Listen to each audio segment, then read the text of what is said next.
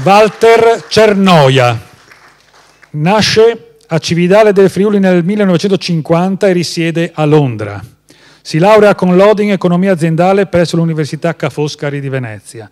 Inizia la carriera professionale presso il Credito Italiano di Trieste e subito si trasferisce a Milano e poi a Londra in qualità di analista finanziario e successivamente responsabile Corporate e Trade Finance.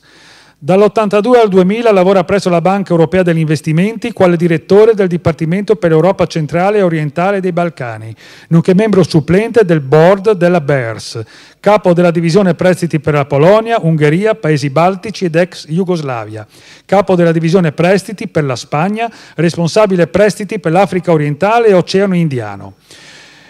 Fondo Europeo per gli Investimenti, Chief Executive con statuto di direttore generale della Banca Europea degli Investimenti. Dal 2002 al 2005 amministratore delegato della San Paolo IMI Internazionale, nonché membro del comitato di direzione del gruppo San Paolo IMI, presidente del Consiglio di supervisione di Inter Europa Bank di Budapest e membro del Consiglio di amministrazione della San Paolo Bank del Lussemburgo.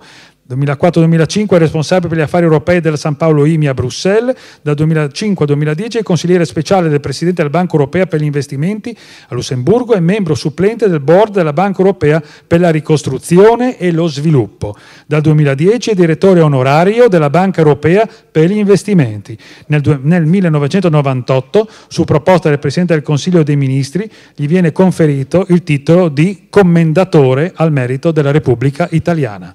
La motivazione è la seguente: per aver dato prova nella sua lunga carriera ai vertici di istituzioni finanziarie nazionali e internazionali di possedere grandi capacità manageriali umane, non disgiunte da sensibilità e riservatezza, che ne hanno fatto l'emblema delle qualità dei suoi coregionali e gli sono valsi i più alti riconoscimenti e larghissima stima.